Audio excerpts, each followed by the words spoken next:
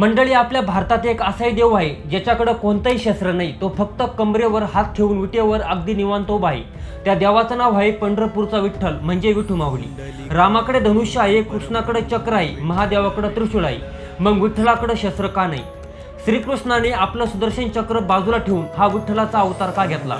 आणि विठ्ठल हा साक्षात देव असूनही तो एका मातीच्या विटेवर दोन्ही हात कमरेवर ठेवून तब्बल 28 युगांपासून नक्की कोणाची वाट पाहत उभा आहे? या विटेमागचं आणि शस्त्र नसण्यामागचं सर्वात मोठं रहस्य आज आपण या व्हिडिओत सविस्तर बघणार आहोत। नमस्कार मंडळी, मी विठ्ठल, तुम्ही बघताय वेद.com। वारकरी संप्रदायातील श्रद्धेनुसार विठ्ठल हे भगवान विष्णूंचा 8वा अवतार असलेल्या श्रीकृष्णांचंच एक रूप मानलं जातं। कृष्णाकडे सुदर्शन चक्र होतं, पण पौराणिक कथानुसार जेव्हा श्रीकृष्ण पुंडलिकाच्या निस्सीम भक्तीने प्रसन्न होऊन पंढरपूरमध्ये आले, तेव्हा पुंडलिक आपल्या आईवडिलांची सेवा करण्यात मग्न होता। स्वतः देव दारात उभा असूनही पुंडलिकाने सेवेत खंड पडू नये म्हणून त्याने देवाला उभं राहण्यासाठी जवळ पडलेली एक वीट पुढे सरकवली आणि सांगितलं, जोपर्यंत माझी सेवा संपत नाही तोपर्यंत तुम्हाला या विटेवर थांबावं लागेल। देवाला भक्ताची निस्सीम मातृपितृ भक्ती पाहून इतका आनंद झाला की त्याने आपलं सुदर्शन चक्र आणि देवाचं सगळं ऐश्वर्य बाजूला ठेवून दिलं। देव भक्ताच्या प्रेमापोटी आपले दोन्ही हात कमरेवर ठेवून विटेवर निवंत वाट पाहत उभा राहिला।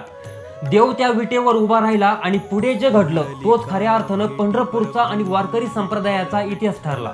पुंडलिकाने जेव्हा आपली सेवा पूर्ण केली तेव्हा तो देवाकडे वळला। देवाने त्याला दर्शन दिलं आणि त्याच्या या अथंग भक्तीवर अत्यंत प्रसन्न होऊन देवाने पुंडलिकास एक वरदान मागण्यास सांगितलं। तेव्हा पुंडलिकाने देवाकडे स्वतःसाठी काही धन दौलत किंवा मोक्ष मागितला नाही। पुंडलिक देवाला म्हणाला, देवा, जर तुम्ही माझ्यावर खरोखर प्रसन्न झाला असाल तर तुम्ही माझी ही वीट सोडून कुठेही जाऊ नका।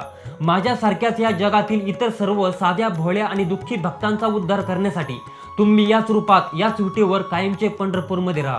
भक्ताच्या या इच्छेखातर देवानं तथास्तु म्हटलं। देव भक्ताच्या प्रेमापोटी आपले दोन्ही हात कमरेवर ठेवून विटेवर कायमचा स्थिरावला।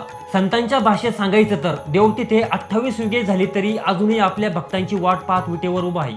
मंडळी, इथे 28 युगे म्हणजे 28 वर्ष किंवा 28 शतकं नव्हे। आपल्या कालगणनेनुसार जेव्हा एक महायुग होतं तेव्हा त्यात 4 युगांचा समावेश होतो: सत्ययुग, त्रेतायुग, द्वापारयुग आणि कलियुग। अशी एकूण 28 महायुगे उलटून गेली म्हणजे कोट्यावधी वर्ष झाली तरी विठ्ठल आपली वीट सोडून कुठे गेला नाही।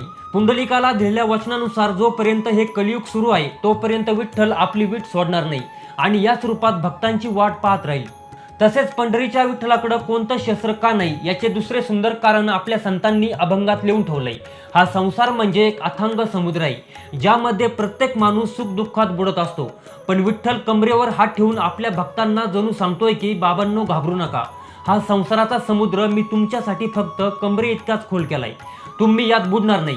माझ्याकडे या आणि हा भवसागर सहज पार करा।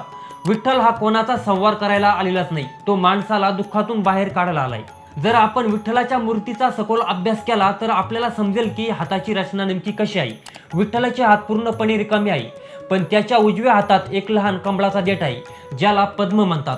हे कमळ शांतता, पवित्रता आणि सौंदर्याचं प्रतीक आहे। तसेच डाव्या हातात एक शंख आहे। हा शंख युद्धाच्या सुरुवातीला फुंकला जातो, पण तो स्वतः कोणताही अस्त्र किंवा शस्त्र नाही, तो केवळ एक पवित्र नादाचं माध्यम आहे। त्याच्यासोबतच जर तुम्ही विठ्ठलाच्या गळ्यात पाहिलं तर तिथे आपल्याला कौस्तुभ मणी दिसतो। हा मणी समुद्रात निघालेल्या मौल्यवान रत्नांपैकी एक आहे। म्हणजेच विठ्ठल हे विष्णूचे रूप असूनही त्याच्या मस्तकावर महादेवाचं शिवलिंग कोरलेलं आहे। म्हणजेच हा देव लोकांना सांगतोय की माझ्यामध्ये आणि महादेवामध्ये कोणताही फरक नाही, आपण सगळे एकच आहोत। विठ्ठलाची उभी राहण्याची पद्धत ही समचरण आहे, म्हणजे दोन्ही पाय अगदी सरळ एकत्र जोडून ते उभे आहेत। मूर्तीशास्त्रात याचा अर्थ असा होतो की हा देव कोणत्याही घाई गडबडीत नाही, तो अत्यंत स्थिर, शांत आणि समाधानी आहे। ज्याच्या मनात इतकी शांतता आहे त्याला जगाला जिंकण्यासाठी कोणत्याही शस्त्राची गरज भासत नाही। विठ्ठल हा कोणाचा संवार करणारा देव नाही, तो प्रेमाने लोकांची मनं जिंकणारा देव आहे। त्याला समाजात भेद किंवा वाद नको आहे, त्याला माणसाला माणसाशी जोडायचं आहे। म्हणूनच पंढरपूरच्या वारीला विविध जाती धर्मातील लाखो लोक त्याच्या एका दर्शनासाठी हातात टाळ मृदूंग घेऊन शेकडो किलोमीटर अनवाणी पायाने चालत जातात। या वारीचं आणखी एक मोठं वैशिष्ट्य म्हणजे इथे जात पात, गरिबी, श्रीमंती सगळं काही नाहीसं होतं। वारीमध्ये जेव्हा दोन वारकरी एकमेकांना भेटतात तेव्हा देहभान विसरून ते एकमेकांच्या पाया पडतात। ते पाया पडतात कारण ते समोरच्या माणसाच्या रूपात विठ्ठल पाहत असतात। म्हणूनच दरवर्षी वारीला 15 ते 20 लाख लोक एकत्र येतात। प्रचंड गर्दी असते तरी तिथे कमालीचा संयम आणि शांतता पाहायला मिळते, जी जगात कुठे दिसत नाही।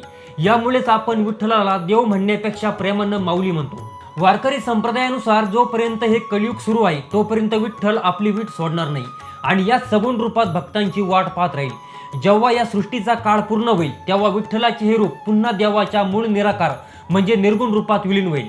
थोडक्यात सांगायचं तर कमरेवर हात ठेवून उभा असलेला हा सावळा विठ्ठल आपल्याला हे शिकवतो की आयुष्यात जर काही जिंकायचं असेल तर ते ताकदीनं किंवा शस्त्रानं नाही तर फक्त प्रेमानं, संयमानं आणि आपुलकीनं जिंकता येतं। प्रेमाच्या शक्तीपुढे जगातली सगळी शस्त्र फिकी पडतात, हेच विठ्ठल आपल्या अस्तित्वातून सांगत आहे। तुम्हाला ही माहिती कशी वाटली कमेंट करून नक्की सांगा। व्हिडिओ आवडला असेल तर लाईक आणि शेअर करायला विसरू नका। रामकृष्ण हरी।